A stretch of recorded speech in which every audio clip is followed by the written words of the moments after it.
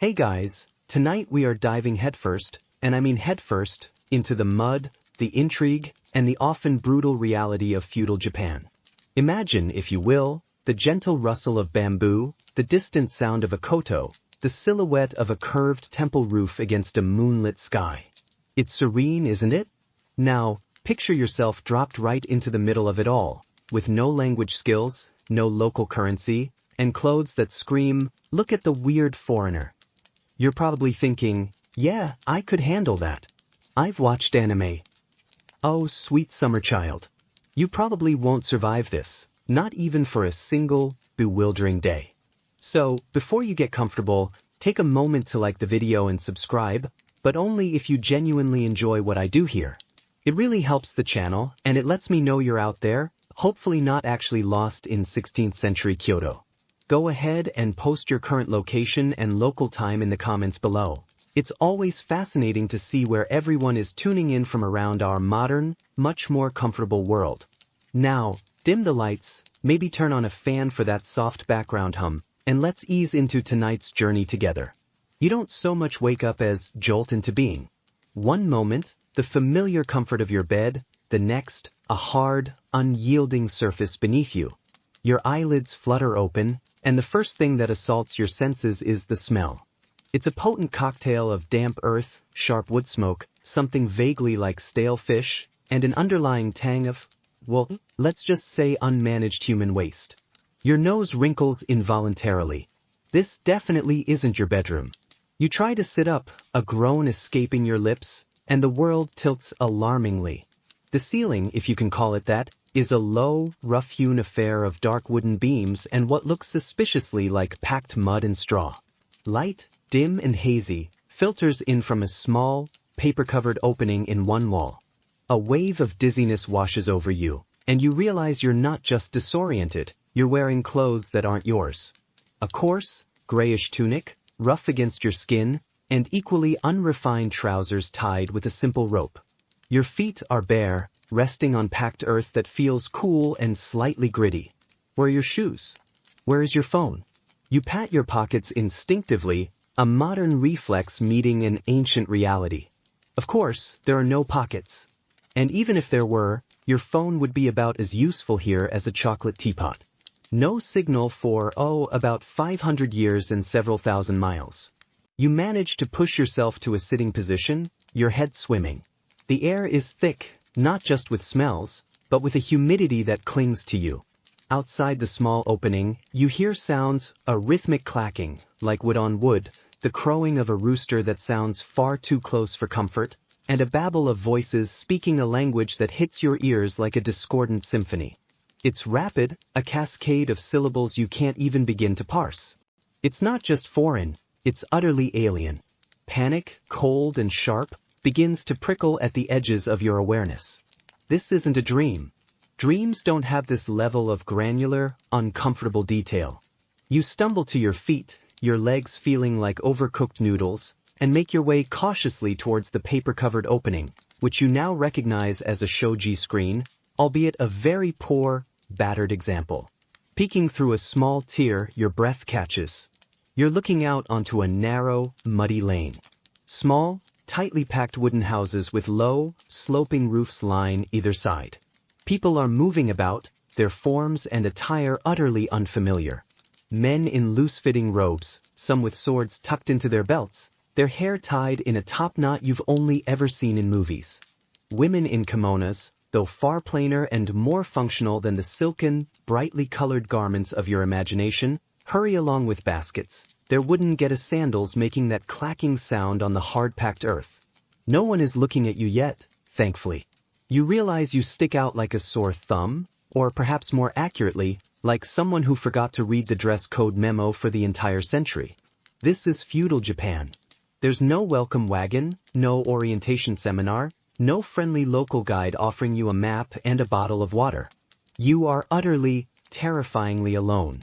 The period you've landed in, by the look of the general disarray and the tension you can almost taste in the air, feels like the Sengoku Jidai, the Warring States period, which raged from roughly the mid-15th to the early 17th century. This was a time of almost constant civil war, social upheaval and shifting allegiances, where life for the common person was precarious at best. Not exactly tourist brochure material, is it? A child, no older than 5, spots you peeking.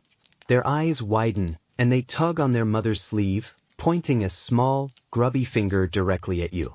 The mother looks, her expression instantly transforming from weary indifference to alarm. She quickly pulls the child away, muttering something sharp and urgent. Now a few other heads are turning. Their stares are not friendly. They're a mixture of suspicion, fear, and perhaps a little bit of curiosity, the kind a cat shows a particularly strange-looking beetle before it decides whether to play with it or eat it. You realize the sheer impossibility of your situation. You can't ask for help. You don't know the customs.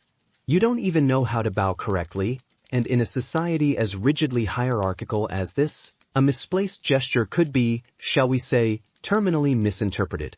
One of the more pervasive smells, you now realize with a grimace, is from the common practice of using shimogo, or night soil, human excrement, as fertilizer. While incredibly effective for agriculture, it does mean that the aroma of your neighbor's outhouse, and indeed the collective outhouses of the entire village or town, is a near-constant companion. It's a quirky tidbit of history that suddenly feels very, very personal. Every instinct screams at you to run, to hide, but where? Every direction looks the same, a labyrinth of unfamiliarity. The sheer weight of not understanding anything presses down on you. How will you eat? Where will you sleep, if not this strange, primitive hut you woke in? Who owns it? Are you trespassing? The questions multiply, each one more unanswerable than the last. Historians still argue whether the sudden, widespread appearance of firearms introduced by the Portuguese in the mid-16th century was the single most destabilizing factor of the late Sengoku, or merely an accelerant to pre-existing conflicts. Right now, though, your primary concern isn't arquebus. It's the very real possibility that you won't even figure out how to ask for a glass of water before you collapse from sheer bewilderment. This isn't just culture shock, it's culture annihilation. The curious, and increasingly less curious, stares from the villagers are becoming more intense. You feel a bead of sweat trickle down your temple, and it's not just from the humidity. You need to blend in, or at least appear less like a bewildered apparition. But how? Your modern sensibilities are screaming at you, urging you to smile, to wave, to try and communicate your harmlessness. Yet, some primal instinct, a tiny whisper from the collective unconscious, warns you that such actions might be wildly misinterpreted here. Remember, you're not in Kansas anymore, Toto. Or, more accurately, you're not in your comfortable 21st century life where a friendly grin usually smooths things over. Your immediate, pressing problem is that you don't know your place. And in feudal Japan, not knowing your place wasn't just a social gaffe. It could be a death sentence. The society was built upon a rigid, 4-tiered class system known as Mibunsei, or more colloquially, the Shirnokeosho, Shirnongongshan. At the very top, though technically outside and above this system, was the emperor, a divine figurehead but often with little actual political power, especially during the Sengoku period when warlords, the daimyo, held the real sway. Below him, and also somewhat outside the main four, were the kyuj, the court nobility. But for practical, day-to-day power and status, the samurai, the shur, were at the apex of the pyramid. They were the warrior class, the rulers, the enforcers of law and order, their law and their order. They had the power of life and death, quite literally, over the lower classes. The infamous Kirisut Gomen, permission to cut down and leave, allowed a samurai to strike down a commoner who had offended them, though historians still argue whether this right was exercised as wantonly as popular culture sometimes suggests, or if it was more a theoretical power, invoked rarely to maintain a fearsome reputation. Beneath the samurai were the farmers, the no.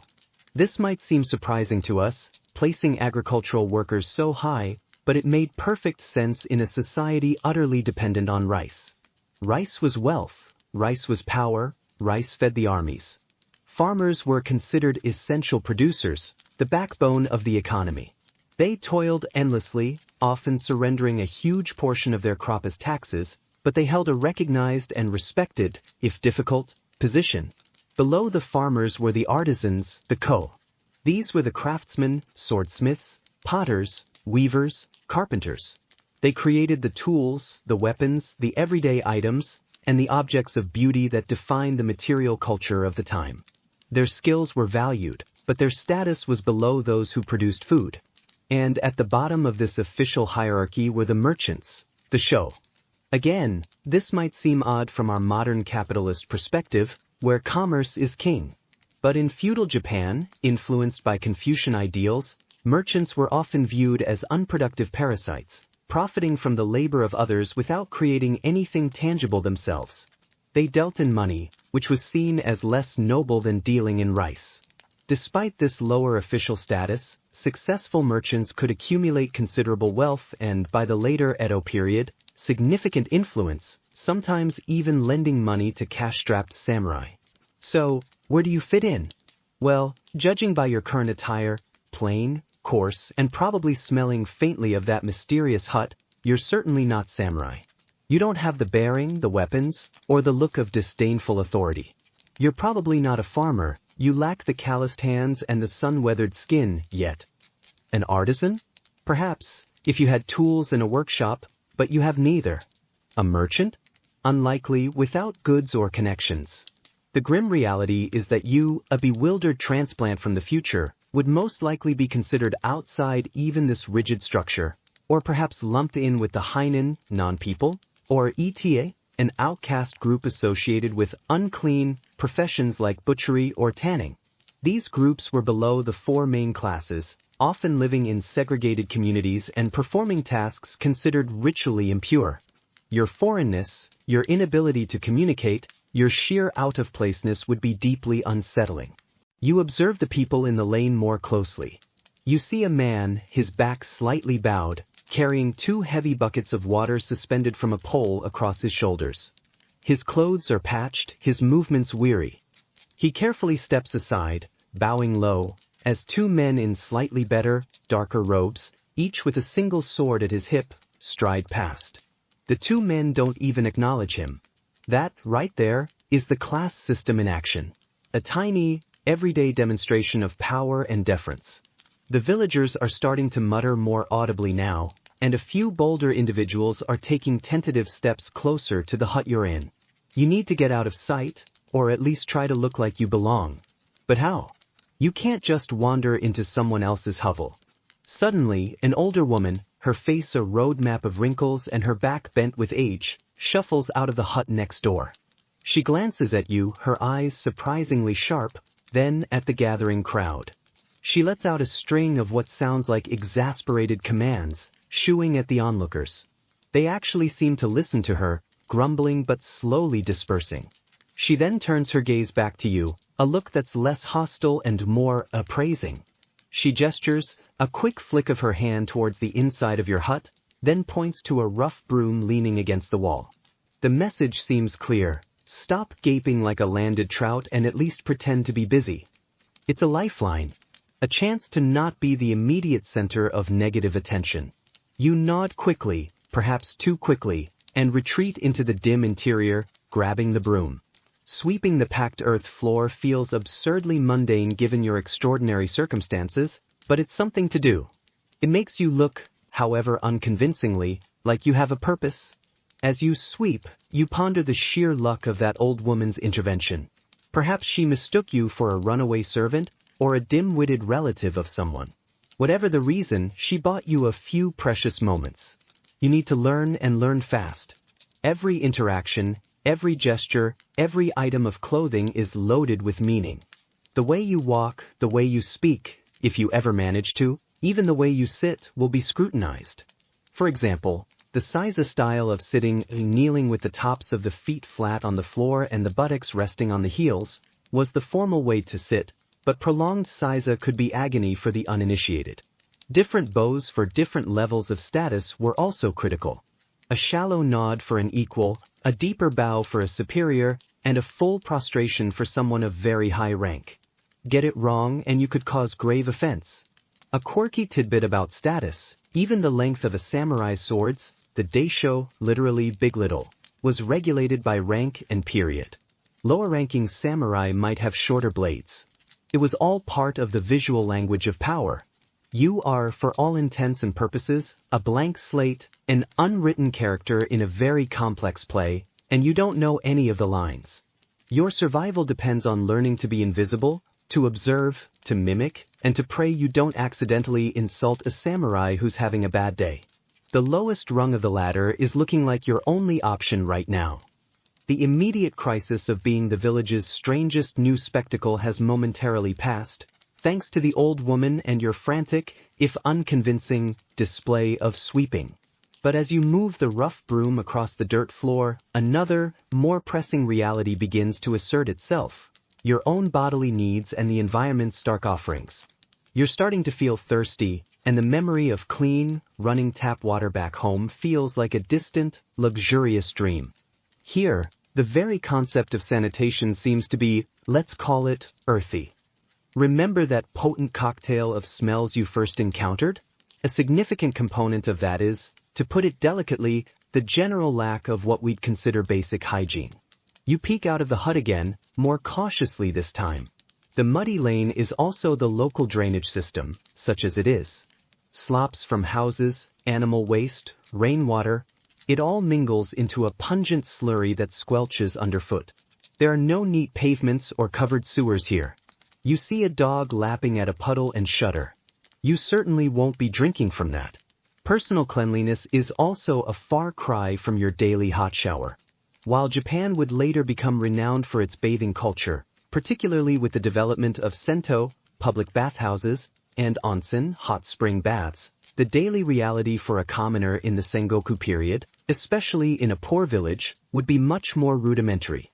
Water had to be hauled, often from a communal well or a nearby stream, and heated over a fire. This was laborious, so a full, hot bath was likely an infrequent luxury, not a daily routine. More common would be a quick wipe down with a damp cloth, if that. Soap, as you know it, doesn't exist. Abrasive materials like sand or rice bran in a cloth bag might be used for scrubbing, a practice known as using a nukabukuro. You glance down at your own hands, already grimy from the hut. The thought of going days, or even weeks, without a proper wash is deeply unsettling. And it's not just about comfort, it's about health. Germ theory is centuries away. The connection between cleanliness and disease is not understood. People frequently get sick, and minor infections can quickly become life-threatening. Let's talk about toilets. Or rather, the lack thereof. Your hut doesn't have an ensuite, that's for sure. You might find a simple outhouse, a pit latrine, shared by several households. These would be smelly, fly-blown affairs. The innate soil collected from these, as we mentioned, was valuable fertilizer. In fact, a quirky tidbit is that landlords in cities like Edo, later Tokyo, could actually make a decent income from selling the waste collected from their tenants' privies. Contracts would specify collection rights, and the price of night soil even fluctuated based on the diet of the neighborhood. Waste from wealthier areas, where people ate more varied and richer food, was considered higher quality fertilizer. So, your bodily functions are now a commodity. There's a thought to brighten your day. Dental hygiene? Forget minty fresh breath. People might chew on willow twigs or use powdered salt to clean their teeth, but tooth decay, gum disease, and tooth loss would be common. You'd see plenty of people, even relatively young ones, with missing teeth or suffering from painful abscesses. Bad breath would be, well, the norm. You suddenly become very aware of your own mouth. And then there are the pests. With open food storage, accumulated waste, and earthen floors, your humble abode would be a paradise for rats, mice, fleas, lice, and all manner of crawling and flying insects. You'd share your sleeping space, likely a thin straw mat on the floor, with these unwelcome guests. Lice, in particular, were so common that delousing was a regular social grooming activity, much like primates engage in. Historians still argue whether the elaborate hairstyles of the Edo period, which often involved stiffeners and waxes, were partly an attempt to manage lice infestations or purely for fashion. For now, you just feel an phantom itch run through your hair. You think about food preparation.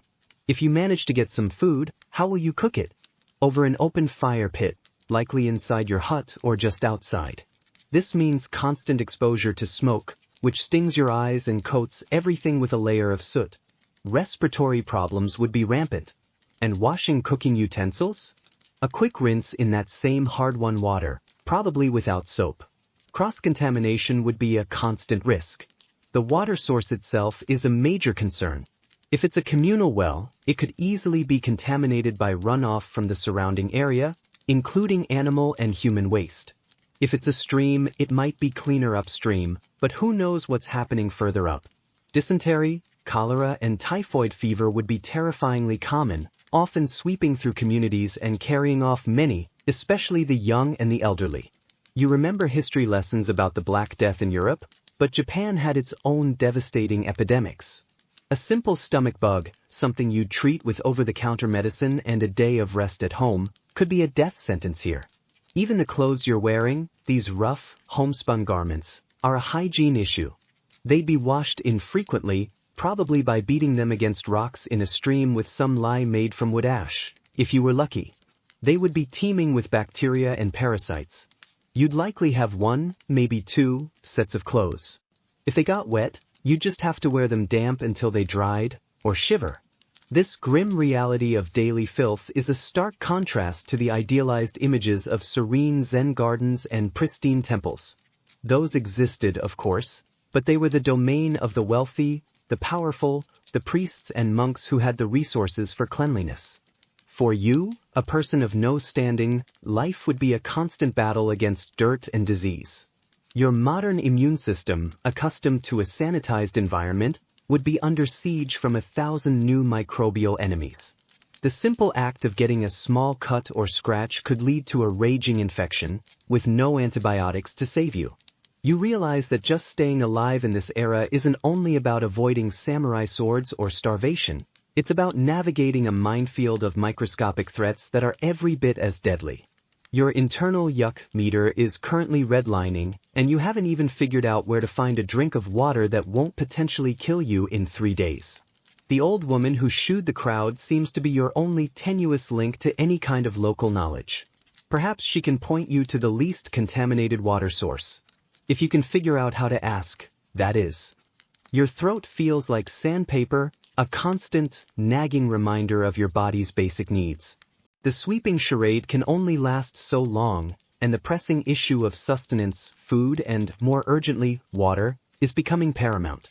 You can't exactly stroll into a 7-Eleven for a bottle of Evian and a protein bar, can you? Securing even the most basic provisions in feudal Japan is going to be a full-time job, and a perilous one at that. Let's start with water. As you've already gathered, finding clean water is the first hurdle. Villages would typically have a communal well, or rely on a nearby river or stream. The quality, as we've discussed, would be variable. You'd see people carrying wooden buckets, balanced on shoulder poles, to and from the water source. This is a physically demanding task, repeated daily. You might be able to beg or trade for a little water, but eventually you'll need to figure out how to get it yourself, or how to make yourself useful enough that someone provides it for you. Boiling water before drinking would be the safest bet, but that requires fire, a pot, and fuel, none of which you currently possess. A common practice was drinking bancha, a coarse green tea, or mujika, roasted barley tea. Tea making involves boiling water, so it inadvertently made the water safer, though they wouldn't have understood the germ-killing aspect. It just tasted better and was warming. Now for food. Prepare for a monotonous diet. The absolute staple, the cornerstone of the entire agricultural economy and much of the culture, was rice. But here's the catch. While farmers grew it, a huge portion, often 40% to 60%, went to the local daimyo or samurai landowner as tax. What remained for the farmer and their family was often supplemented with other, less prestigious grains like millet, barley, or buckwheat. So, as a penniless newcomer, you're unlikely to be feasting on fluffy white rice. You'd be lucky to get the coarser grains, probably cooked into a simple porridge or gruel called okayu or zosui. Vegetables would be a key part of the diet, whatever was seasonal and could be grown locally or foraged. Think daikon radishes, turnips, cucumbers, eggplant, various greens, and wild mountain vegetables, sansai. These would be pickled, sukmono, to preserve them, providing a salty, crunchy accompaniment to the bland grains. Pickling was a vital skill, as it allowed food to be stored through lean winter months. You'd see pots of vegetables fermenting outside many homes. Protein would be scarce and expensive for the common person. Fish, if you lived near the coast or a river, would be a source. It might be eaten grilled or dried and salted for preservation. Small fish, shellfish, and seaweed would supplement the diet. Meat from domesticated animals like cattle or horses was generally not eaten, partly due to Buddhist prohibitions against killing and partly because these animals were too valuable as draft animals. Wild game, deer, boar, birds, might be hunted, often by samurai or specialized hunters, but it wouldn't be a regular feature on your plate. Historians still argue whether the extent of vegetarianism in pre-modern Japan was primarily driven by religious belief or by economic necessity. For most, it was likely a combination of both. Soybeans were another crucial food source, providing protein in forms like miso, fermented soybean paste, used for soup, shoyu, soy sauce, though it was more of a luxury in earlier periods, and tofu. Miso soup, along with rice and pickles, formed the traditional Japanese breakfast, and indeed, often the main components of every meal. It was nutritious, if repetitive. What about snacks or treats? Forget it. Sugar was an expensive luxury, imported and rare. Sweetness might come from fruit in season, or from amazake, a sweet, low-alcohol drink made from fermented rice. Children might chew on sugarcane if it was grown locally. But the idea of readily available sweets is a modern fantasy. So, how do you, a person with no skills, no money, and no connections, acquire this food? Your options are grim. Begging is one, but you'd be competing with many others, and your foreign appearance might not inspire sympathy. Scavenging or foraging is another, but you don't know which plants are edible and which are poisonous.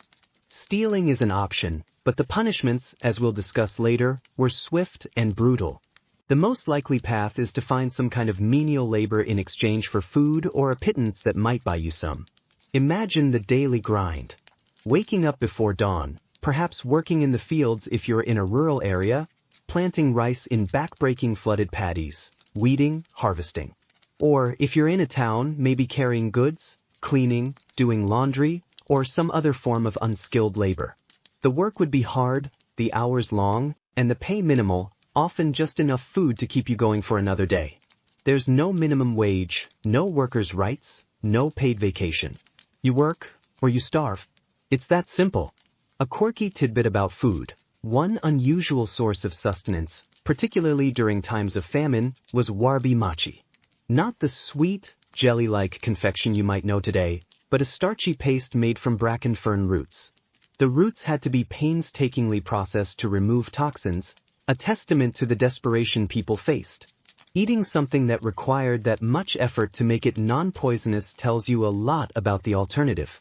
Even if you manage to get some food, preparing it presents another set of challenges. You'll need a cooking pot, likely a simple earthenware one, a source of fuel, firewood or charcoal which had to be gathered or bought, and the knowledge of how to cook over an open flame or embers. Spices were limited, salt, perhaps some local herbs. The subtle and refined flavors we associate with Japanese cuisine today were largely developed in later, more prosperous periods, and were often the domain of the wealthy. Your daily meal would be about survival, not culinary delight. You'd eat quickly, probably squatting or sitting on the floor, using chopsticks if you could manage them, or just your hands. The constant, gnawing hunger, or at least the constant preoccupation with where your next meal is coming from, would dominate your thoughts. The sheer physical effort of daily life, combined with a diet that might be calorically deficient, would leave you perpetually tired. You'd quickly lose any excess body weight you arrived with. This isn't a get-fit-quick historical boot camp. It's a desperate struggle for existence. Forget about your favorite snacks or a comforting cup of coffee. Your new favorite food is whatever doesn't kill me and stops my stomach from aching. Having perhaps, just perhaps, managed to scrounge a handful of coarse grain or a piece of pickled radish, and maybe a sip of slightly suspect water, your thoughts would inevitably turn to shelter. The hovel you woke in, as basic as it is, at least offers 4 walls, sort of, and a roof, mostly. but is it yours? Can you stay? Or will you be sleeping exposed to the elements, the nocturnal creatures, and less savory human threats? Finding and maintaining even the most rudimentary shelter is another daily struggle. Let's examine the typical dwelling of a commoner in feudal Japan. Forget the elegant, sprawling samurai residences or the serene temple complexes you might have seen in pictures. Your home, if you were lucky enough to have one, would likely be a noka, farmhouse, if in the countryside, or a machiya, townhouse, if in a more urban setting, though even town is a generous term for many smaller settlements. These structures were almost entirely made of wood, with thatched or shingled roofs, and walls of wattle and daub, woven lattice of wooden strips covered with a sticky material like mud or clay, or simple wooden planks. Paper, used for shoji screens, sliding doors and windows, offered light and some privacy but little insulation or security. The floors would typically be packed earth, as in your current mysterious abode, or perhaps raised wooden floors in slightly better dwellings. Remember the tatami mats, those iconic straw mats that define Japanese interiors? While they existed, wall-to-wall tatami was a luxury often reserved for the wealthier classes, samurai, or priests. Commoners might have a few rough straw mats, mishiro, to sit or sleep on, but a fully tatami-matted room would be an aspirational goal, not a given.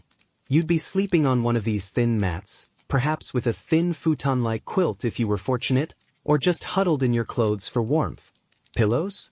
Often a block of wood or a bundle of straw. Comfort is not the primary design consideration here.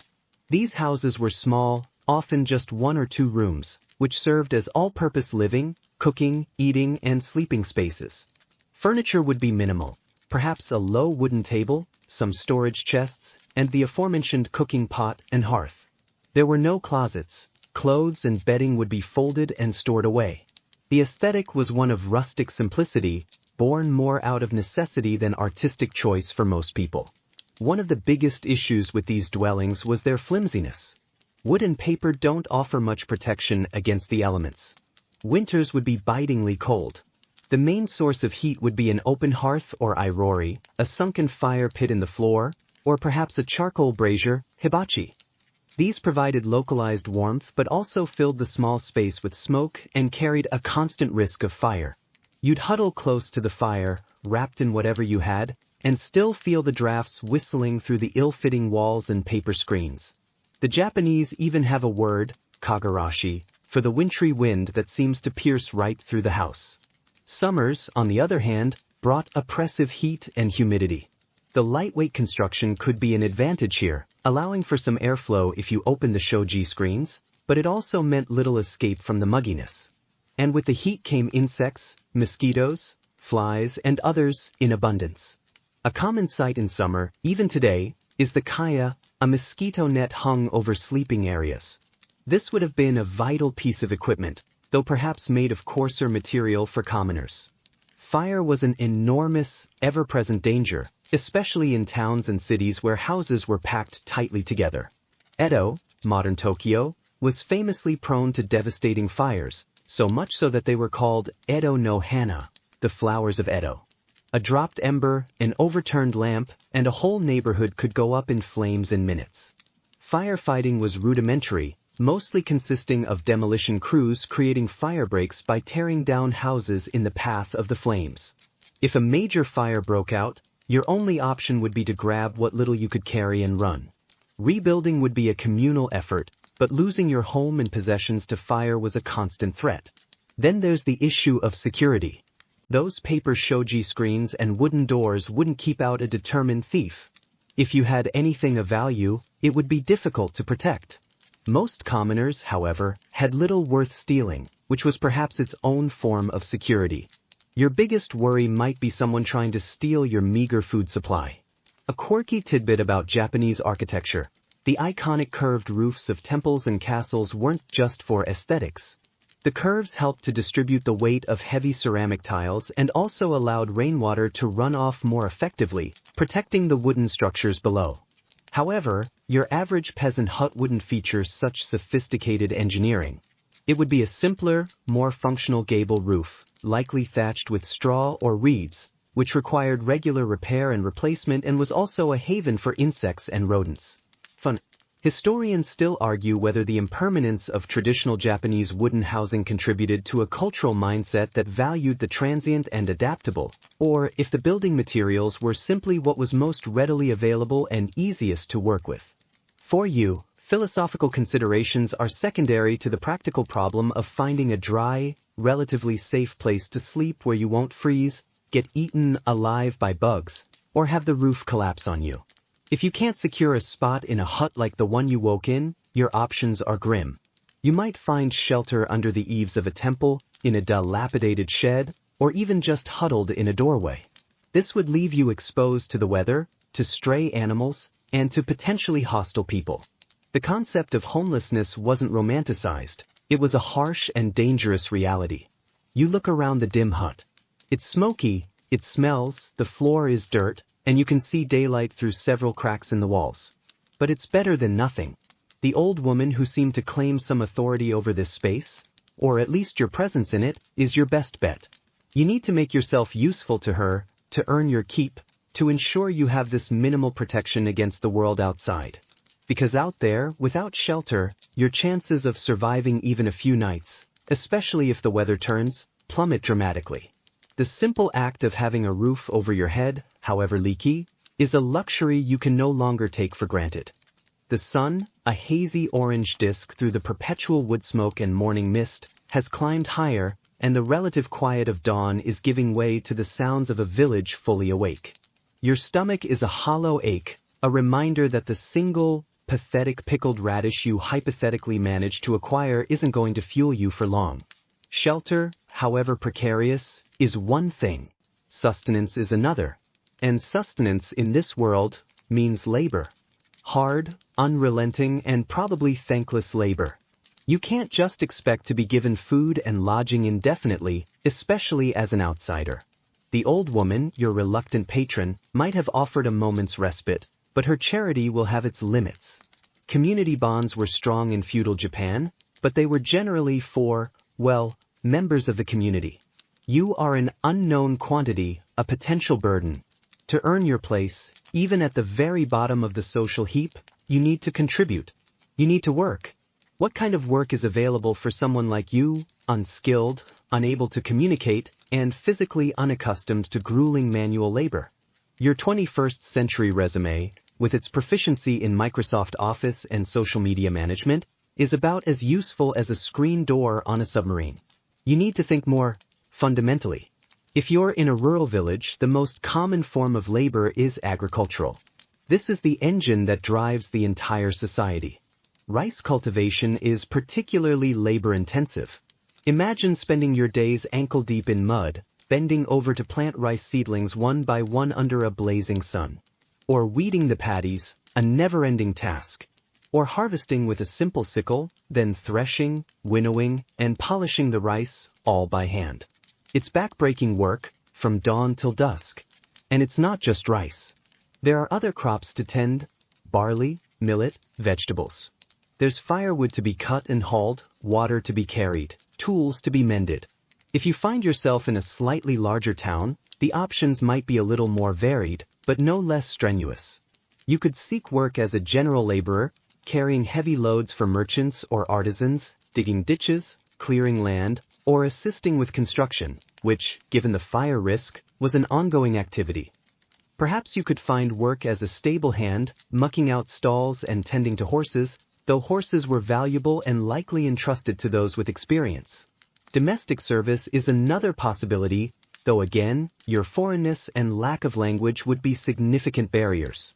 A large household, perhaps belonging to a wealthy merchant or a lower-ranking samurai, might need servants for cleaning, laundry, a brutal task involving lye, cold water, and a lot of scrubbing, cooking if you could learn, or childcare. But these positions often relied on recommendations and trust.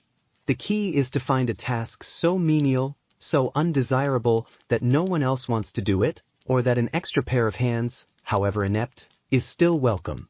Perhaps collecting night soil? It's essential, it's unpleasant, and it requires strong stomach.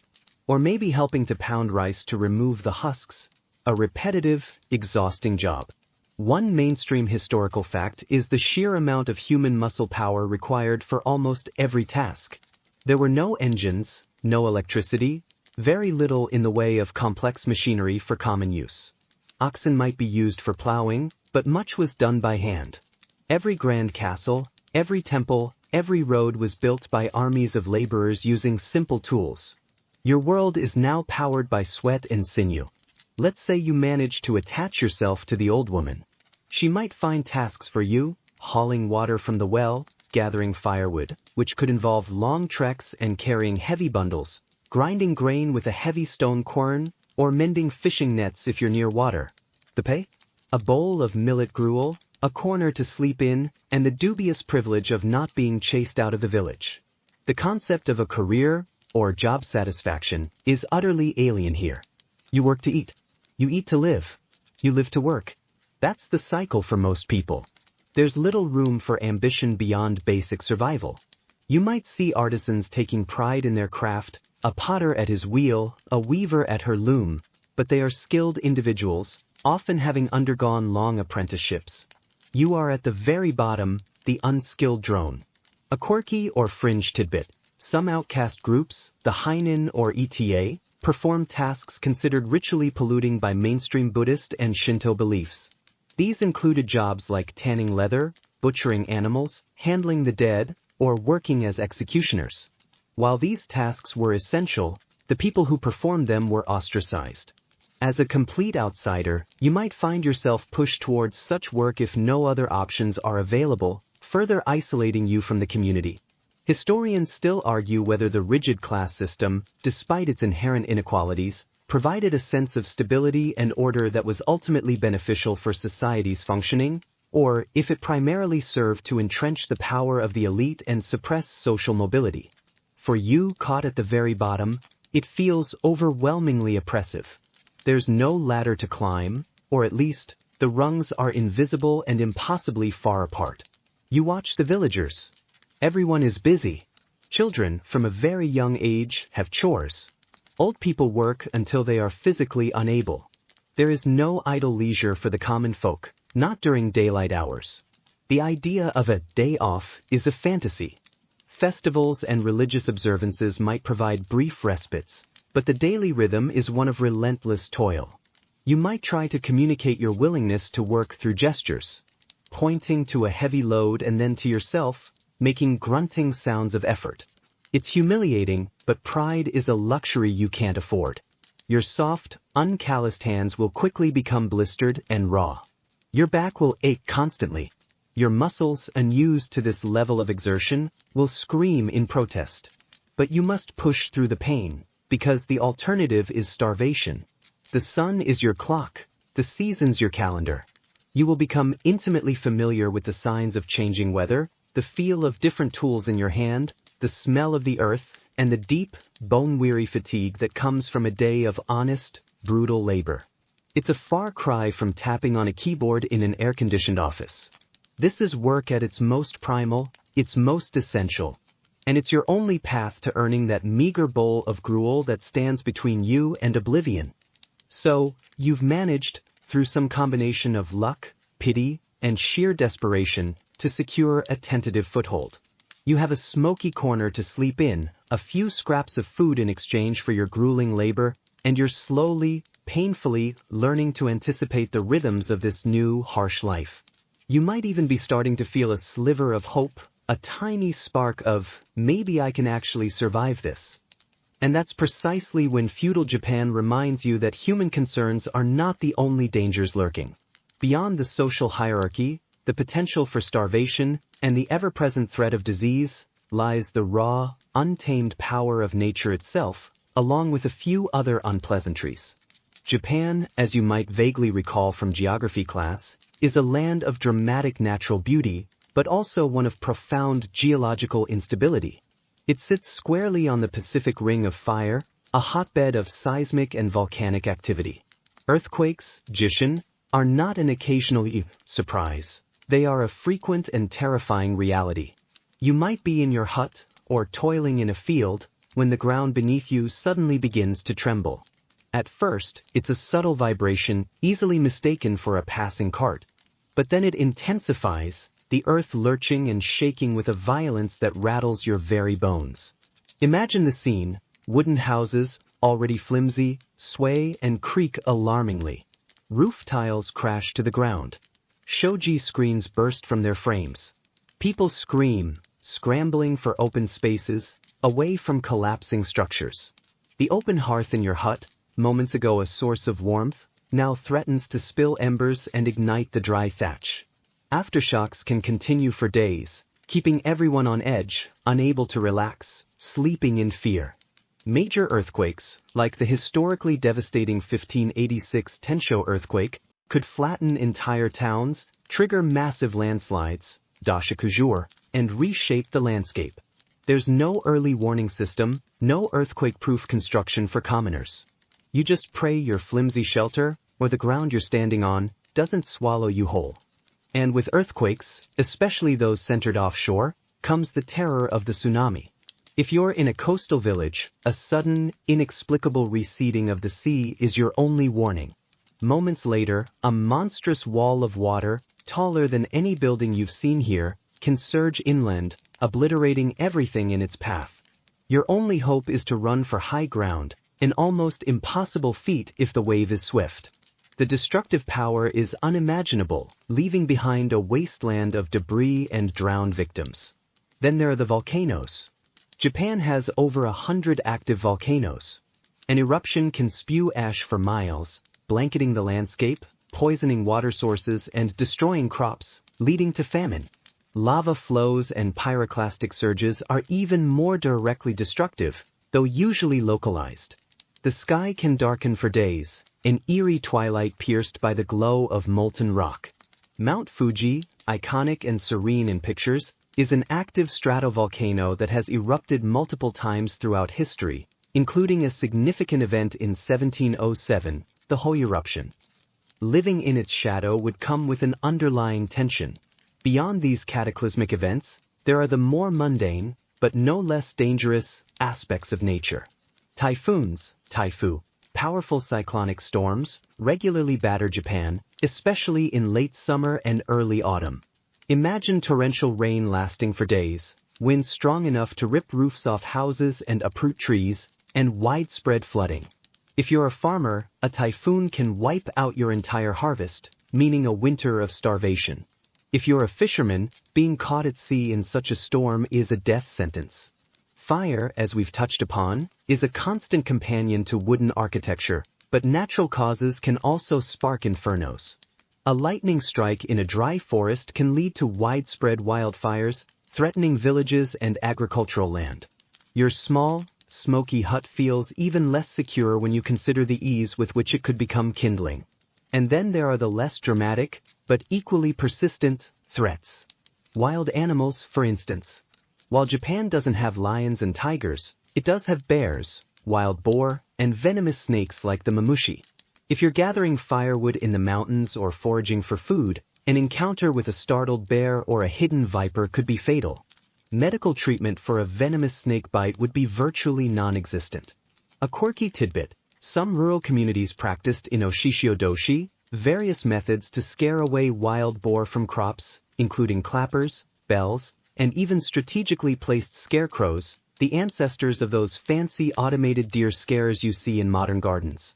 Disease, as we discussed regarding hygiene, is another massive, ever-present danger. But it's not just about sanitation. Epidemics of smallpox, measles, influenza, and dysentery regularly swept through the population, with devastating mortality rates.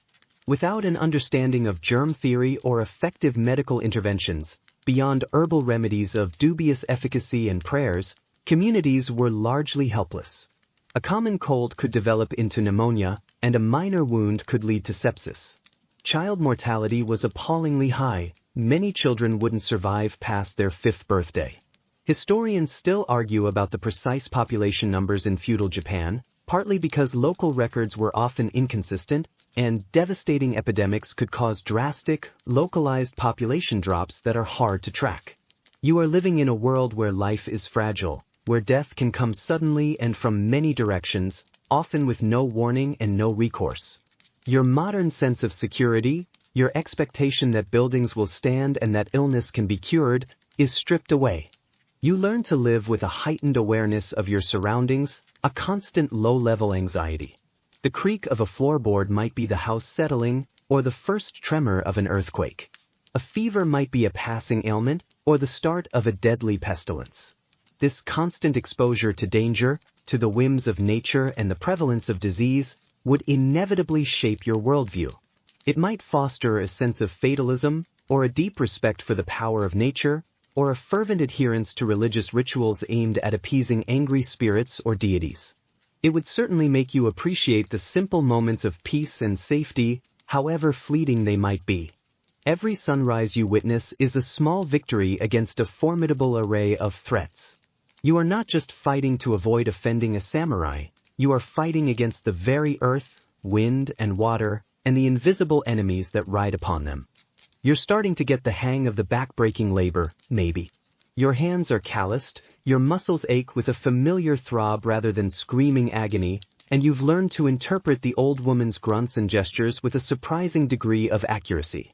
You can, mostly, avoid tripping over your own feet in the muddy lanes, and you've even started to distinguish a few common words in the torrent of Japanese that surrounds you. You're still an outsider, an oddity, but perhaps no longer the immediate focus of fear and suspicion. And just as you're contemplating this minor upgrade in your social standing, you turn a corner and come face to face with them, samurai. 2 of them. Their presence changes the very atmosphere of the street. The usual hubbub of vendors and pedestrians seems to hush, to part like water before a blade. They walk with an unhurried, deliberate confidence that speaks of absolute authority. Their kimonos are of finer material than anything you've seen on a commoner, their hair impeccably tied in the distinctive topknot or chanmichi. And then there are the swords. The daisho, the matched pair, a long katana and a shorter wakizashi, are thrust through their sashes, gleaming, potent symbols of their status and their lethality. Just looking at those swords makes your stomach clench. This is the Sure class, the warrior elite, the apex predators of this feudal world. They are the enforcers of the daimyo's will, the keepers of a peace maintained by the constant threat of violence. Your survival, more than ever, now depends on understanding and, more importantly, correctly responding to their presence. One wrong move, one perceived slight, and your already precarious existence could end swiftly and brutally. The code of conduct that supposedly governed the samurai was Bushido, the way of the warrior. This was a complex ethical system emphasizing virtues like loyalty, chugi, courage, yu, martial prowess, bu, righteousness, gi, and honor, meo. It was an ideal, often romanticized in later periods, but it had very real implications for how samurai were expected to behave and how others were expected to behave towards them. Disrespect a samurai, and you weren't just insulting an individual, you were insulting their lord, their lineage, and the entire warrior class. The consequences could be dire. The most immediate and crucial rule for you, a commoner, or worse in their eyes, is deference.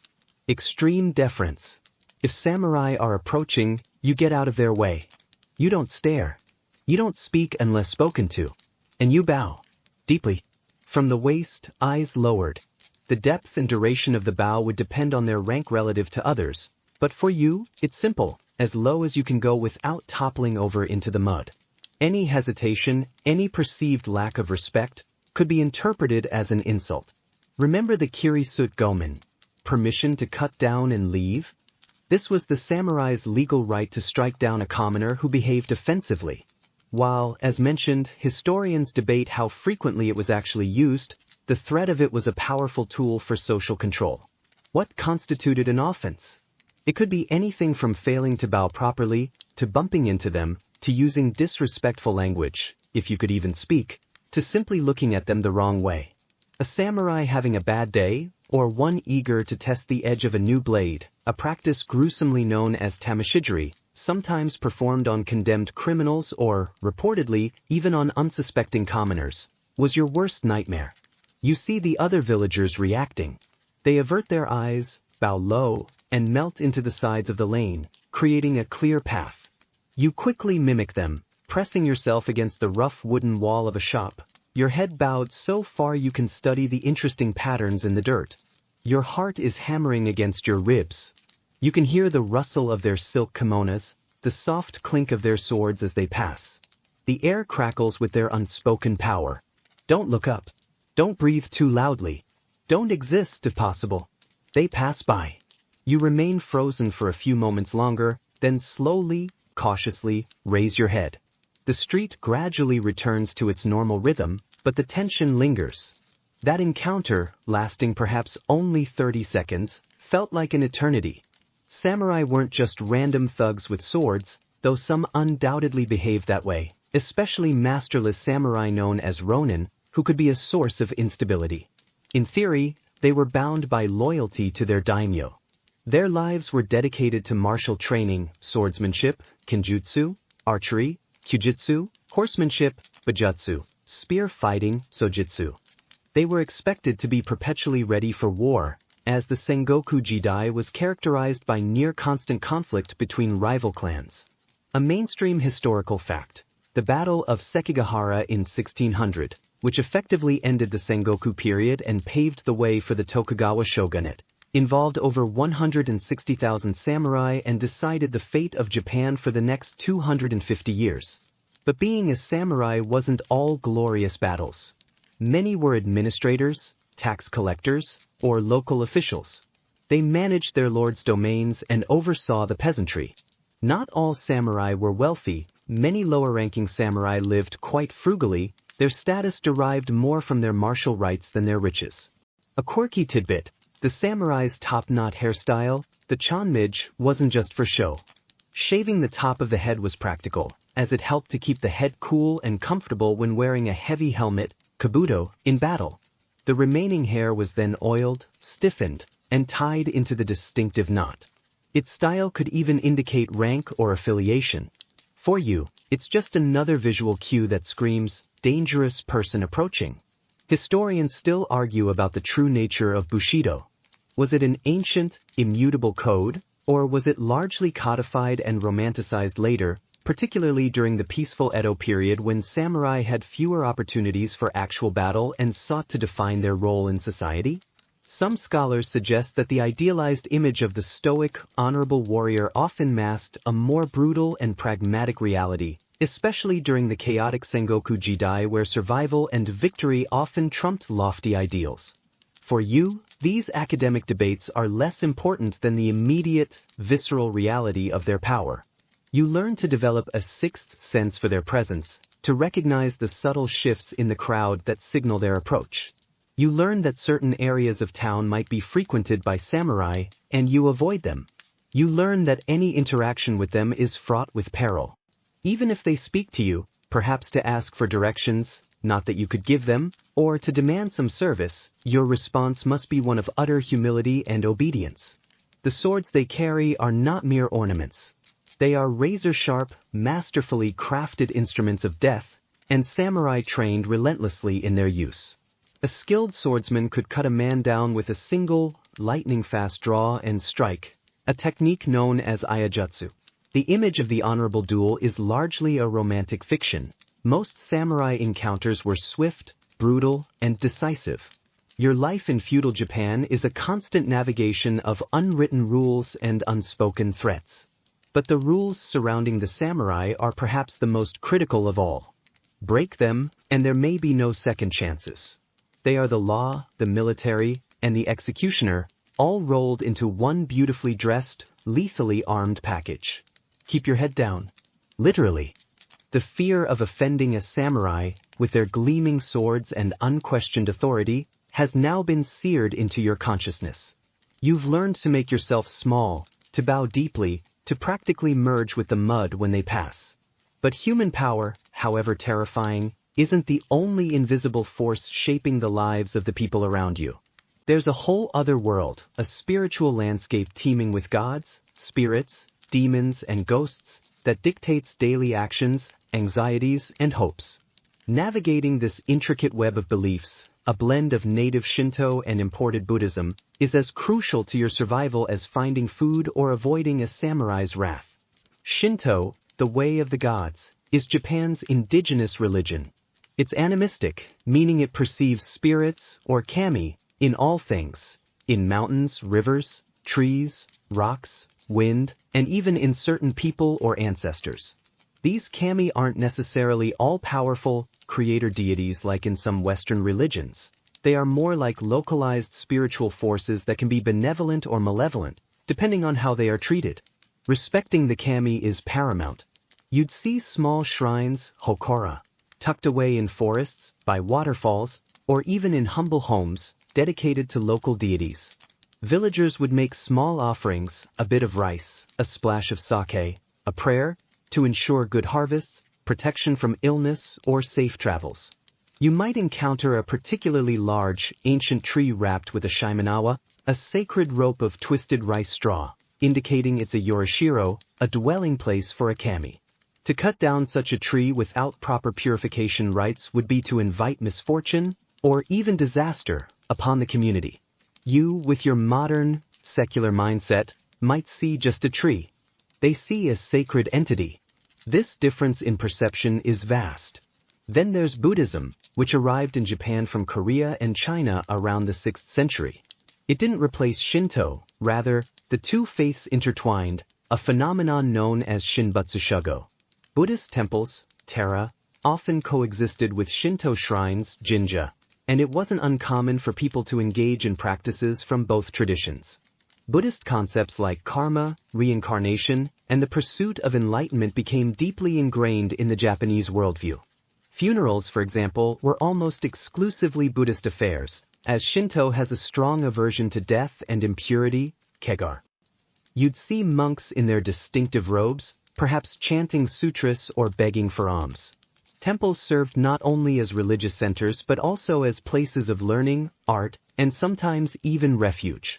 Different sects of Buddhism flourished, from the esoteric rituals of Shingon and Tendai to the simpler faith-based practices of Pure Land Buddhism, which taught that salvation could be achieved by chanting the name of Amida Buddha, Namo Amida Butsu. Zen Buddhism, with its emphasis on meditation and self-discipline, became particularly influential among the samurai class. Beyond the major deities and Buddhas, there's a vast pantheon of lesser spirits, demons, oni, ghosts, yurei, and mischievous creatures, yokai. These beings populate folklore and everyday superstition. An oni might be blamed for a sudden illness or misfortune. A yurei, often the tormented spirit of someone who died a violent or unhappy death, might haunt a particular place, seeking vengeance or resolution. Yokai are a diverse bunch, ranging from the kappa, a water-dwelling creature with a dish of water on its head, to the tengu, a bird-like mountain goblin known for its martial arts skills and trickery. Belief in these entities was widespread, and various charms, amulets, omamori, and rituals were employed to ward off evil spirits or to gain their favor. This spiritual world isn't just an abstract concept, it directly impacts daily life. For instance, certain days might be considered auspicious or inauspicious for particular activities, based on complex astrological or divinatory systems like Onmyodo, the way of yin and yang. Before building a house, starting a journey, or even getting married, people might consult a diviner to choose a lucky day or direction. Ignoring such advice would be tempting fate. A mainstream historical fact, the Ise Grand Shrine, dedicated to the sun goddess Amaterasu Amikami, the mythical ancestor of the imperial family, is one of Shinto's holiest sites. It is rebuilt every 20 years in an ancient ritual called Shikinen Sengu, a practice that has continued for over 1,000 years, symbolizing renewal and the impermanence of material forms, but also the enduring nature of the kami. You, an outsider, are ignorant of all these nuances. You wouldn't know which direction is unlucky this month, or that you shouldn't whistle at night, it might attract snakes or spirits, or that stepping on the threshold of a house is bad luck. You wouldn't understand the significance of a particular festival or the meaning behind a specific ritual. This ignorance makes you vulnerable.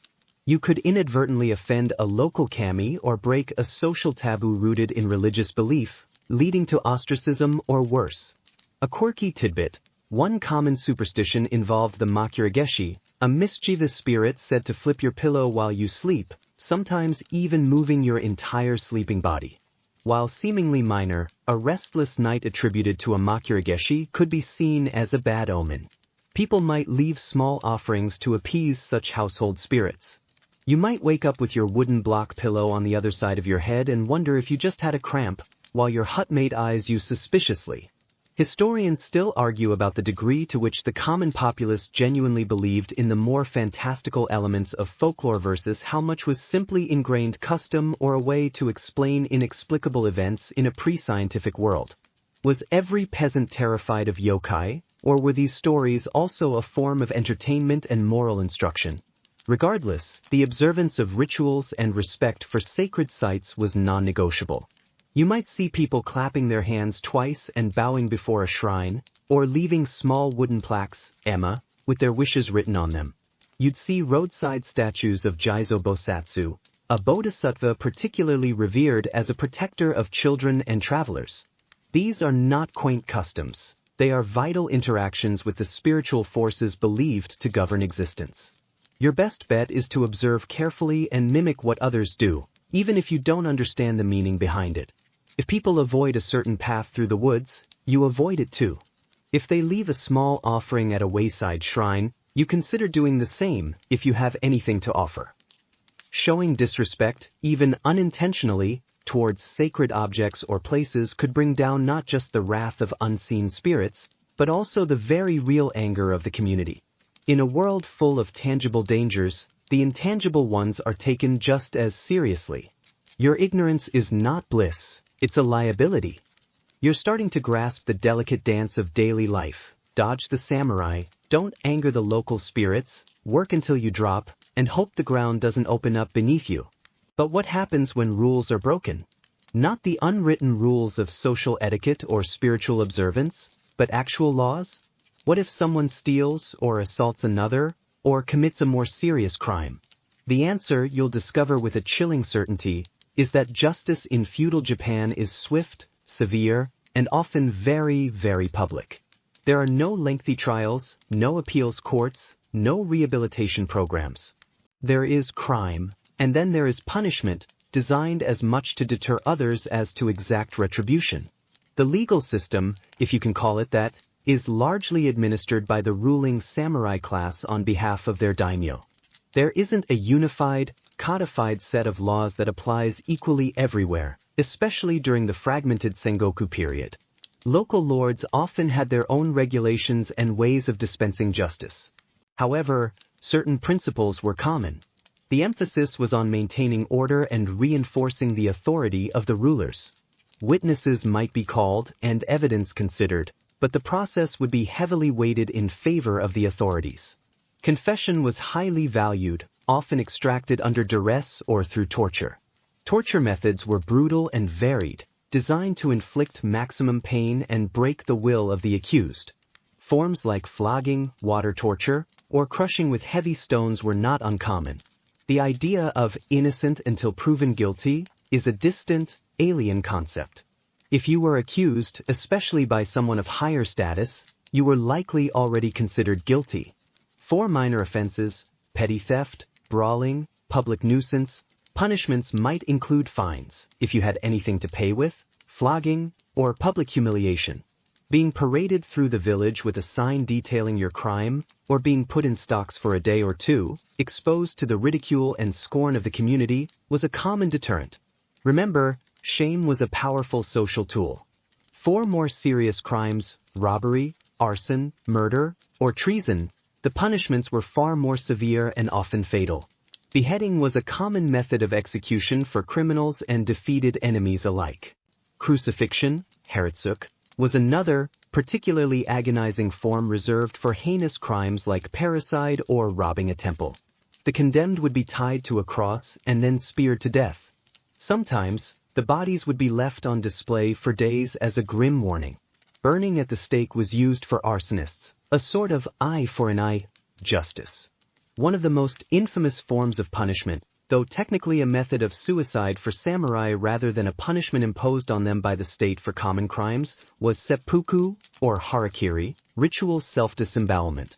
This was considered an honorable way for a samurai to die, whether to avoid capture, to atone for a failure, or as a capital punishment ordered by their lord. The act itself was excruciatingly painful, involving a specific cut across the abdomen, often followed by a kaishakunin, an assistant, usually a trusted friend or skilled swordsman, delivering a swift beheading to end the suffering. While you, as a commoner, wouldn't be expected to commit seppuku, witnessing the aftermath or even a public execution involving it would be a deeply unsettling experience. Punishments were often carried out in public places, a market square, a riverbank, the outskirts of the village. This was intentional. The goal was not just to punish the offender but to instill fear in the populace, to demonstrate the power of the authorities and the consequences of transgression. You might stumble upon an execution in progress, or see severed heads displayed on pikes. There's no shielding your eyes from the brutality of this world.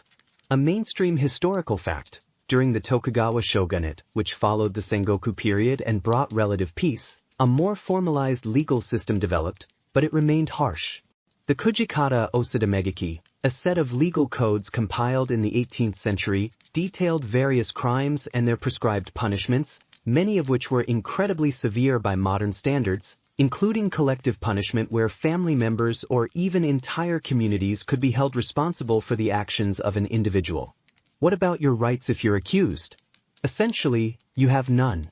There's no right to a lawyer, no trial by a jury of your peers in the way you understand it. Your fate would be decided by a samurai official, and their word would be final. If you were a stranger, an outsider with no connections and no one to speak for you, your situation would be even more precarious. You'd be an easy scapegoat. A quirky tidbit about law enforcement. Towns and villages often had a system of collective responsibility called ganingumi, 5 household groups. These were groups of neighboring households who were mutually responsible for the good behavior, tax payments, and legal obligations of their members. If one person in the group committed a crime or failed to meet their obligations, the entire group could be punished. This system fostered a strong sense of communal surveillance and pressure to conform. So, if you do manage to get informally adopted by that old woman's household, your misdeeds could bring trouble on her and her neighbors. No pressure. Historians still argue about the effectiveness of such a harsh justice system in actually deterring crime versus simply suppressing dissent and reinforcing class divisions. Did the public spectacle of punishment truly reduce crime rates, or did it merely create a climate of fear and resentment? For you, the lesson is clear. Keep your head down, follow the rules, even the ones you don't understand, and do absolutely nothing that could draw the attention of the authorities. The concept of getting away with it is a dangerous gamble when the stakes are this high.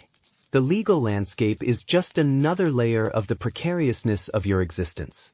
You are vulnerable not just to the elements, disease, and powerful individuals, but also to the unforgiving machinery of a justice system that values order above all else, and which sees you, an anomaly, as inherently suspect.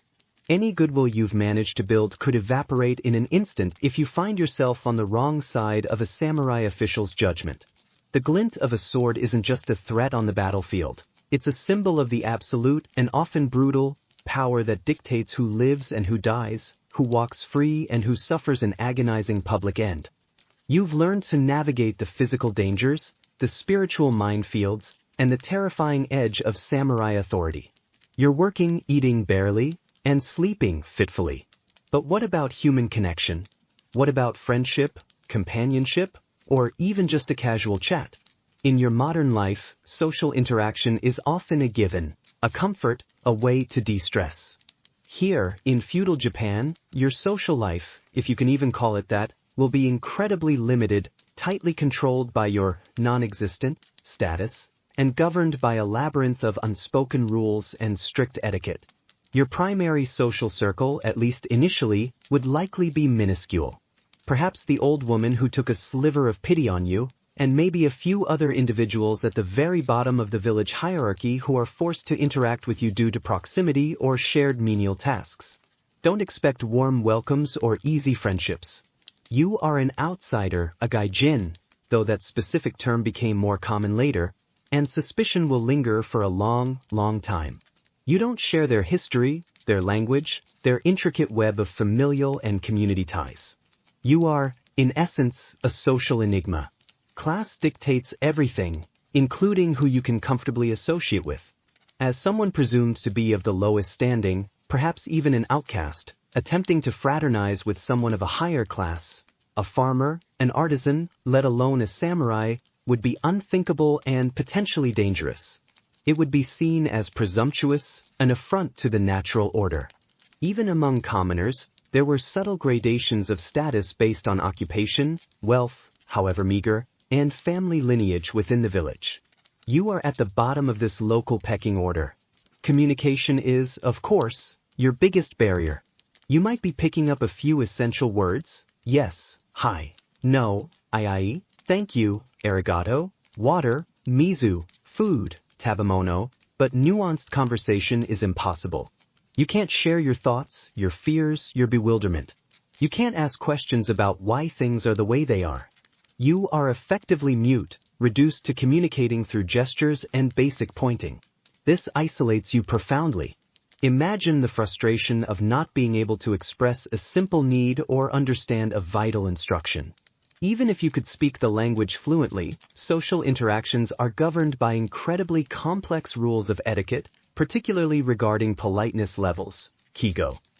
The way you speak to a superior is vastly different from how you speak to an equal or an inferior. There are different verb conjugations, different honorifics, different ways of phrasing things. Using the wrong level of politeness can be a serious offense, interpreted as arrogance or disrespect. As a foreigner, you would be a walking, talking social blunder waiting to happen. Body language is equally critical.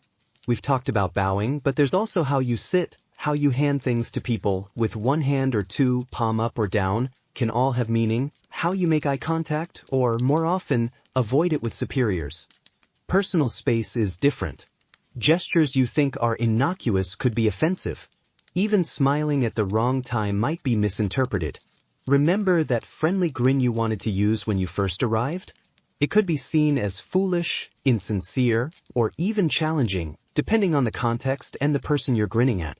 Social gatherings, such as they are for commoners, would likely revolve around communal work, local festivals, or religious observances. These might provide opportunities for interaction, but you'd be on the periphery, an observer rather than a participant, until you somehow earned a measure of acceptance. Marriages and funerals would be key community events, reinforcing social bonds, but you'd have no place in these intimate circles. A mainstream historical fact: the village, mura, was the fundamental unit of social and economic organization in rural Japan. Villages were often close-knit, self-governing, to a degree, under the oversight of samurai officials, and highly insular. Loyalty to the village and cooperation among its members were essential for survival, especially in tasks like rice cultivation, irrigation management, and defense against bandits. Breaking into this established social structure as an outsider would be exceptionally difficult. What about leisure? For the common folk, true leisure time was scarce. After a long day of labor, most people would be too exhausted for much socializing beyond a brief chat with family or neighbors. Simple pleasures might include sharing stories, singing traditional songs, or playing simple games. Children might have more freedom to play, but they too had chores from a young age. The idea of hanging out or pursuing hobbies in the modern sense just doesn't apply to your situation. A quirky tidbit: despite the rigidity, there were occasional outlets for social mixing, sometimes in surprising ways. Public bathhouses, sento, which became more common in towns and cities as the Edo period progressed, were one place where people of different, though generally not vastly different, standings might mingle with less formality, literally stripped of their outward markers of status. However, in a small Sengoku-era village, such facilities would likely be non-existent. Your bathing, if any, is a solitary and rudimentary affair. Historians still argue about the degree of social mobility in feudal Japan. While the class system was officially rigid, were there unofficial ways for individuals to improve their lot, perhaps through exceptional skill, luck, or by marrying into a slightly better-off family? For commoners, opportunities were certainly limited, but perhaps not entirely non-existent over generations.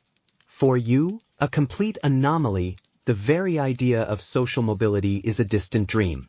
Your goal is social invisibility, not advancement. Friendship, as you understand it, built on shared interests, mutual trust, and open communication, will be almost impossible to achieve. You might find a degree of acceptance, a grudging tolerance, if you prove yourself to be hardworking, uncomplaining, and not a threat. But deep, meaningful connections? Unlikely. Your otherness is too profound. You will likely experience a profound sense of loneliness, a cultural and linguistic isolation that is perhaps as debilitating as any physical hardship. You watch families interacting, children playing, neighbors sharing a brief moment of rest. You see the easy familiarity, the shared understanding that comes from a lifetime of common experience. And you are outside it all, looking in. Your social life is a constant performance of deference and observation, a tightrope walk where one misstep could lead to ostracism or worse. The warmth of genuine human connection is a luxury this era, and your particular circumstances within it may never afford you. You've eked out a fragile existence within the confines of your village or small town. You're learning the rhythms of labor, the perils of samurai encounters, the whispers of spirits, the harshness of local justice, and the profound isolation of your social standing. But what if you needed to go somewhere else? What if the old woman who tolerates you passes away, or the local headman decides your strange face is no longer welcome? What if you hear rumors of a slightly less oppressive lord in a neighboring province, or a place where food is marginally more plentiful?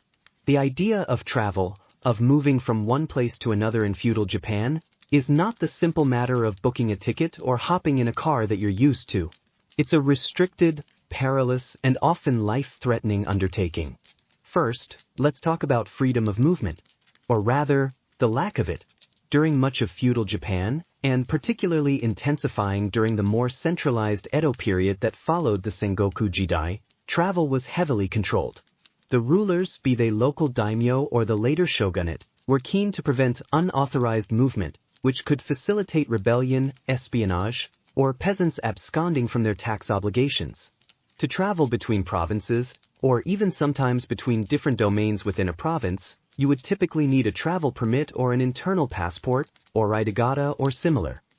These documents would state your name, which you don't have a legitimate local version of, your origin, your destination, and the purpose of your journey. Obtaining such a permit would be a bureaucratic nightmare for a legitimate resident, involving petitions, official stamps, and possibly bribes. For you, an undocumented alien from the future? Utterly impossible. Attempting to travel without one would make you an outlaw, subject to immediate arrest and harsh punishment if caught at one of the many checkpoints, sekisho, that dotted the major roadways. These checkpoints were strategically placed at provincial borders, mountain passes, and river crossings. They were manned by samurai officials whose job was to inspect travelers, check their permits, search their belongings for contraband, especially weapons being smuggled into Edo, or women being smuggled out, under the Tokugawa policy of Aridepo ni Diana, guns in, women out, and generally ensure that no undesirables were passing through. Being caught at a sekisho without proper papers would be a very, very bad situation. Think less, friendly border guard, and more. Your journey ends here, probably painfully. Even if you somehow managed to bypass the official checkpoints, the roads themselves were fraught with danger. The major arteries, like the Takeido Road linking Kyoto and Edo, were maintained to a degree, but many lesser roads were little more than rough, muddy tracks, impassable after heavy rain. There are no streetlights, of course. Traveling at night was exceptionally dangerous due to the risk of losing your way, stumbling into a ditch, or encountering nocturnal predators, both animal and human. And that brings us to bandits, sanzoku or oihagi. With widespread unrest, poverty, and demobilized soldiers or ronin roaming the countryside, especially during the chaotic Sengoku period, robbery was a constant threat on lonely stretches of road. These bandits were often desperate and ruthless, attacking travelers for whatever meager possessions they might have. Being alone and visibly an outsider would make you a particularly tempting target. You have no weapons, no fighting skills relevant to this era, and no allies. An encounter with bandits would likely end with you stripped of everything, beaten, and left for dead, if not killed outright. A mainstream historical fact. The Tokugawa shogunate invested heavily in developing and maintaining 5 major highways, the Gokeido, to facilitate official travel, like the Sankinkotai system, which required daimyo to spend alternate years in Edo, their families remaining as hostages, and commerce. These roads had post stations, shakuba, at regular intervals, offering lodging, food, and fresh horses for official travelers. Commoners could use these roads and stations, but it was expensive and the quality of accommodation for them would be basic. What about how you travel? Your Nikes are long gone. You'd be walking, on foot, for miles and miles, day after day. People wore straw sandals, waraji, which were cheap but wore out quickly. You'd need to carry spares or know how to make them. Wealthier individuals or officials might travel by horse or in a palanquin, kago, a small, enclosed litter carried by porters. You, obviously, would not be one of them. The sheer physical endurance required for a long journey on foot, carrying your few possessions, exposed to the elements, is immense. Rivers were a major obstacle. While some had bridges, often simple wooden structures, easily washed away in floods, many required ferry crossings, for which you'd have to pay. If you couldn't afford the ferry, you might attempt to ford the river, a dangerous proposition if the current was strong or the water deep. A quirky tidbit: some travelers, particularly pilgrims or those seeking to avoid official scrutiny, would use lesser-known side roads or mountain paths called nukemiki, escape routes, or kashimichi, waste roads, i.e., minor paths. These were often more difficult and dangerous than the main highways but offered a way to bypass checkpoints. However, navigating these without a guide or map, which you wouldn't have, would be incredibly challenging.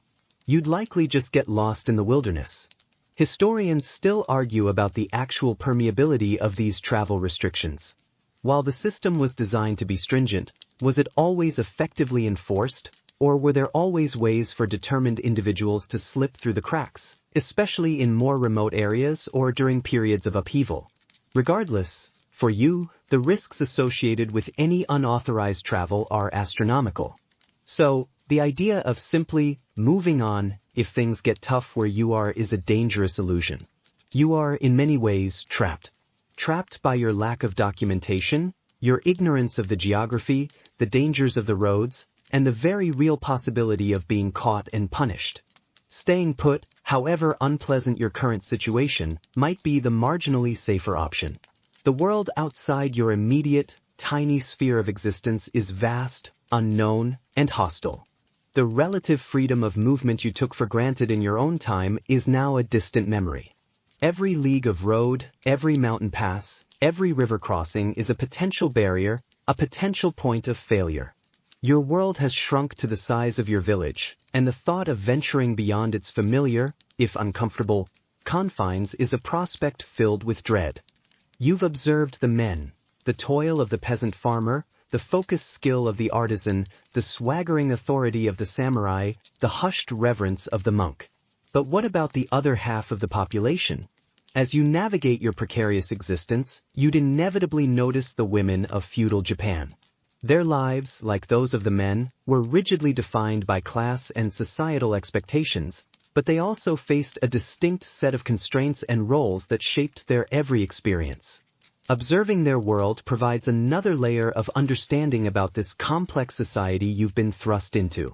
For women of the peasant class, life was one of unremitting labor, often side by side with their menfolk in the fields. They planted rice, weeded, harvested, and performed countless other agricultural tasks. In addition to this, they bore the primary responsibility for household chores, cooking over smoky hearths, cleaning their simple dwellings, hauling water, mending clothes, and, crucially, child-rearing. Infant and child mortality rates were high, as we've noted, and women often endured multiple pregnancies in the hope that some children would survive to adulthood to help support the family and continue the lineage. Their hands were as calloused as any man's, their faces weathered by sun and wind. In artisan families, women might also participate in the craft, perhaps performing less skilled but essential tasks, or managing the household and any small-scale sales. In merchant families, women could be quite influential, sometimes managing the family business, keeping the books, and dealing with customers, especially if their husbands were away on business.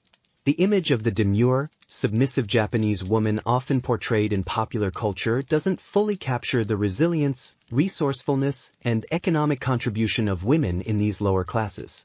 However, the overarching societal structure was undeniably patriarchal. Confucian ideals, which heavily influenced Japanese society, emphasized filial piety and a hierarchical order where women were generally subordinate to men, first to their fathers, then to their husbands, and then, if widowed, to their sons. Marriage was not typically a matter of romantic love, but an alliance arranged between families, often for economic or social advantage. A bride would leave her own family and become part of her husband's household, expected to be obedient to him and, critically, to her mother-in-law, who often wielded considerable power within the domestic sphere. Producing a male heir was a primary duty. Failure to do so, or perceived disobedience or barrenness, could be grounds for divorce, which was generally easier for a man to initiate than a woman. For women of the samurai class, life was different, though not necessarily freer. Their upbringing emphasized loyalty, stoicism, and the honor of their family name. While they didn't typically fight on battlefields, though there are notable exceptions in history of female warriors, Anabugeisha, who were trained in martial arts and fought alongside men or defended their homes, they were expected to manage the household, oversee servants, and educate their children, particularly in the codes of samurai conduct. A samurai wife's honor and propriety were paramount, as any scandal could reflect badly on her husband and family. In some cases, if her husband died or was disgraced, a samurai woman might be expected to commit suicide, jigai, a form of seppuku for women, typically by cutting the throat, to preserve her honor or follow her husband in death. A mainstream historical fact, Lady Kasuga, Kasuga no Tsubone, born Saito Fuku in the late 16th century, was a highly influential figure during the early Edo period. She was the wet nurse to the third Tokugawa shogun, Iemitsu, and wielded considerable political power and influence within the shogunal court, demonstrating that women, even within a patriarchal system, could achieve positions of significant authority through connections, intelligence, and determination. The lives of women in brothels or as courtesans are another aspect, often romanticized but usually born of desperation or coercion. In poorer families, selling a daughter to a brothel was sometimes seen as a way to reduce the number of mouths to feed or to pay off debts. While high-ranking courtesans in major urban centers like Kyoto or Edo could achieve a degree of fame, skill in arts like music and poetry, and even some economic independence, their lives were still largely controlled by others, and the vast majority of prostitutes lived in harsh conditions with little hope of escape. What about your interactions with women? As a strange foreign man, any unsolicited approach to a local woman would be viewed with extreme suspicion and could lead to severe repercussions, possibly from her male relatives or the community at large. Remember the strict social codes. Even making prolonged eye contact could be misinterpreted. Your best and safest course is to maintain a respectful distance and observe their roles and interactions from afar. A quirky tidbit: Japanese women, particularly in the upper classes, practiced ohaguro, the custom of blackening their teeth with a dye made from iron filings and vinegar. While it might seem strange to modern eyes, and certainly to yours, blackened teeth were considered a mark of beauty and maturity, and were also thought to help prevent tooth decay. You might see women with these strikingly black smiles, another visual cue of a very different aesthetic standard. Historians still argue about the true extent of female agency and power within the constraints of feudal Japanese society. While the formal structures were patriarchal, did women find ways to exert influence informally, within their families, communities, or even in the wider world through patronage, artistic endeavors, or religious roles? The stories of exceptional women suggest that the reality was complex and not simply one of uniform subjugation. For you, however, the overwhelming impression would be of a society where gender roles are clearly and rigidly defined. Women's lives are largely confined to the domestic sphere or to labor that supports it. Their legal rights are limited. Their value is often tied to their ability to marry, produce heirs, and maintain the household.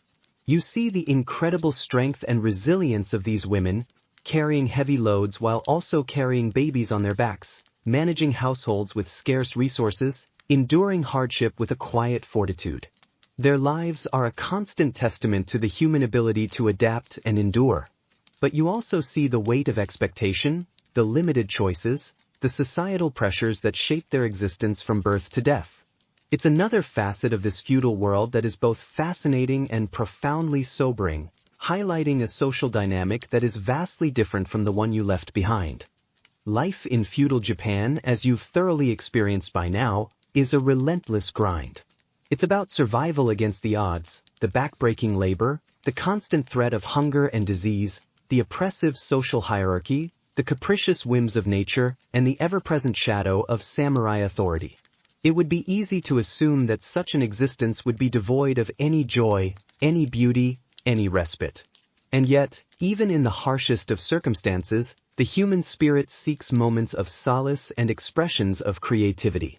Amidst the toil and terror, you would find fleeting glimpses of arts and leisure, though they might look very different from what you're accustomed to. For the common peasant or laborer, leisure time was a precious and rare commodity. The agricultural calendar, with its cycles of planting, tending, and harvesting, dictated the rhythm of life. However, there were breaks. Festivals, or matsuri, were a crucial part of the social and religious fabric.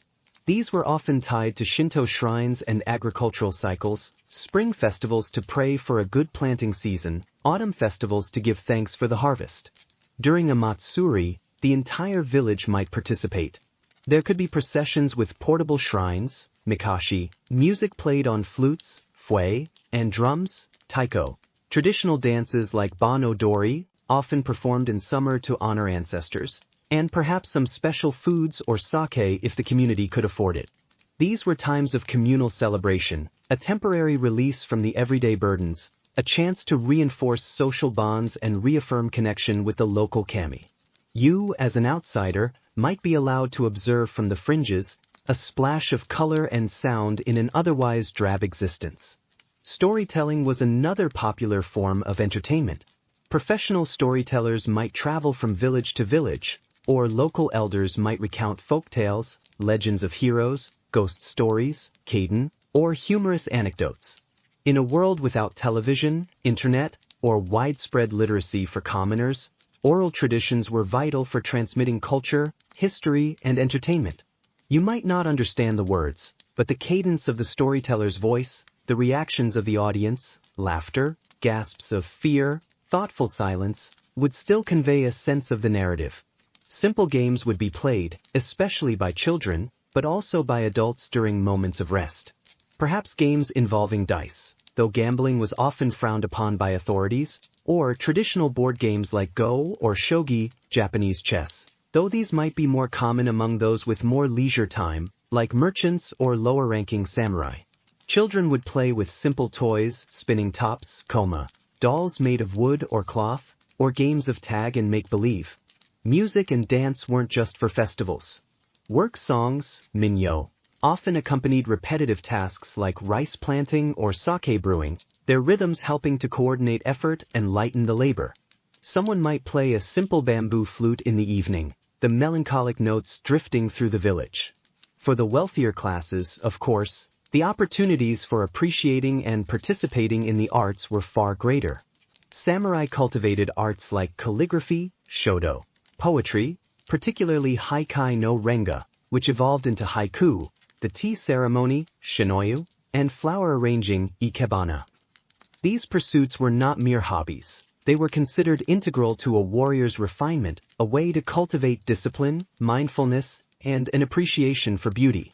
The aesthetic principles often valued simplicity, naturalness, and an awareness of impermanence, concepts like wabi-sabi, finding beauty in imperfection and transience, and yugen, a profound, mysterious grace. A mainstream historical fact. The No Theater, a highly stylized and symbolic form of Japanese drama with masked actors, music, and dance, developed and flourished during the Muromachi period, roughly contemporary with the earlier parts of the Sengoku Jidai, largely under the patronage of the Ashikaga shogunate and the samurai class. Its themes often drew on classical literature, historical events, and supernatural beings. Commoners would rarely have had access to such elite performances, but simpler forms of theatricals, like Sarugaku, a precursor to No, involving acrobatics, mime, and comic skits, might have been seen at festivals. Even in your humble surroundings, you might encounter expressions of an austere aesthetic. The way a simple earthenware pot is formed, the texture of a woven straw mat, the arrangement of a few wildflowers in a cracked vase. These could reflect an innate Japanese appreciation for subtle beauty. The design of everyday objects, even for common use, often showed a respect for materials and craftsmanship.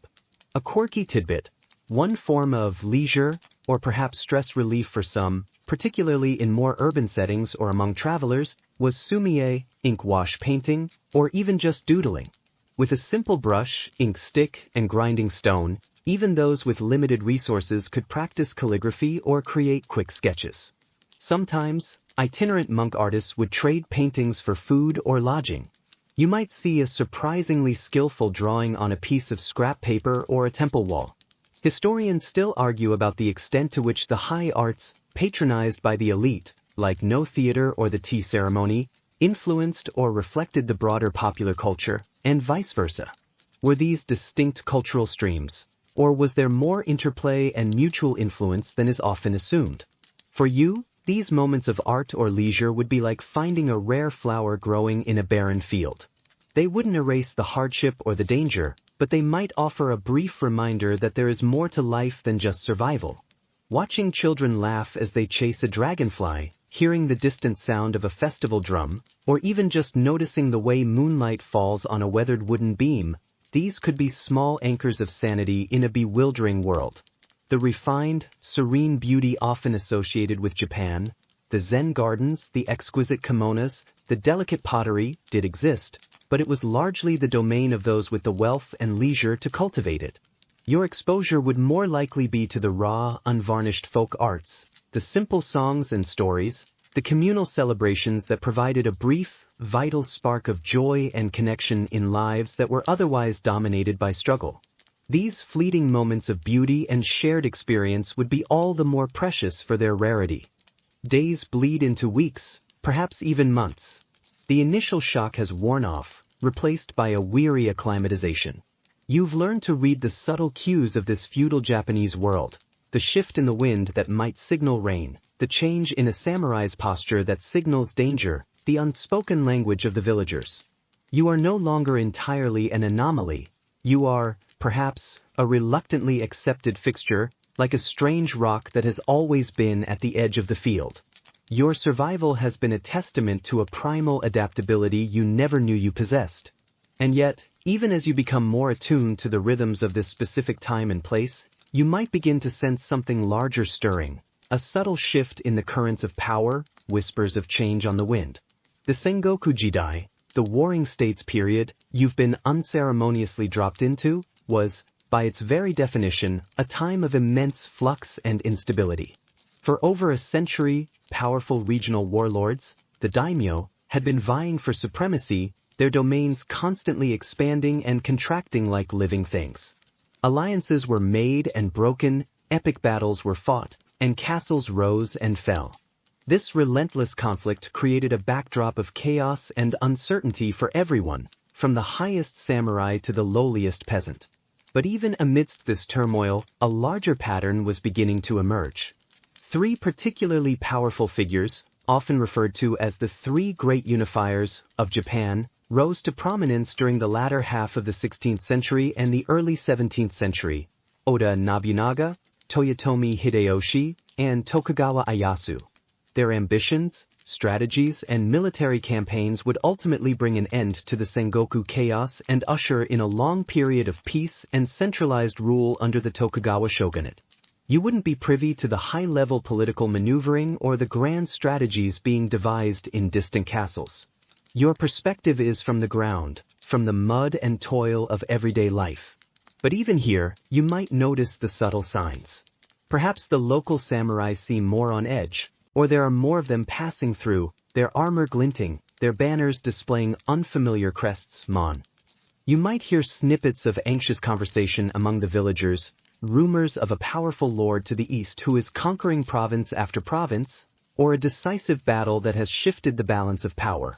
Oda Nobunaga, 1534 to 1582, was a ruthless and innovative military strategist, known for his effective use of firearms, which you'll recall were introduced by the Portuguese, and his willingness to shatter traditional power structures, including challenging the authority of powerful Buddhist monastic orders. His campaigns were often brutal, but he succeeded in bringing a significant portion of central Japan under his control. You might hear his name spoken in hushed tones, a mixture of fear and awe. If your village falls within his expanding territory, you might see new officials arrive, new taxes levied, new rules enforced. After Nobunaga's assassination in 1582, a dramatic event in itself, betrayed by one of his own generals, Akechi Mitsuhide, at Hannoji Temple, his most brilliant general, Toyotomi Hideyoshi, 1537 to 1598, rose to complete the task of unification. Hideyoshi, himself of humble peasant origins, was a master strategist and politician. He subdued the remaining rival daimyo through a combination of military force and shrewd diplomacy.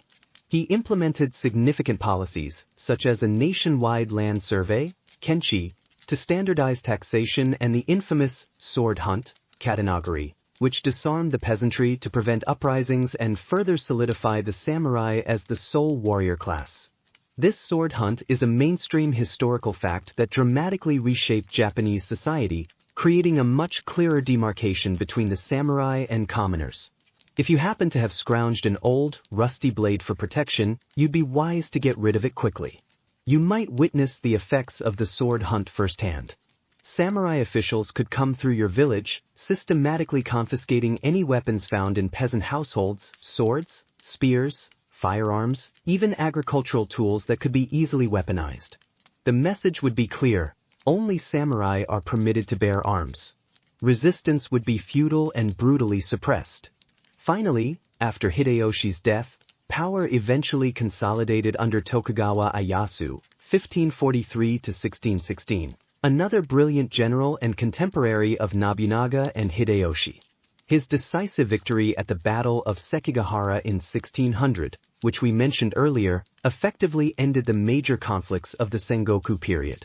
Ieyasu established the Tokugawa shogunate in 1603, a military government that would rule Japan for over 250 years, a period of relative peace and stability known as the Edo period. The transition wouldn't be instantaneous or smooth everywhere. There would still be pockets of resistance, lingering loyalties to defeated clans, and the general upheaval that comes with any major shift in power. But you might sense a gradual change in the atmosphere. Perhaps the patrols of samurai become more regular, more organized, less like bands of roving warriors and more like a police force.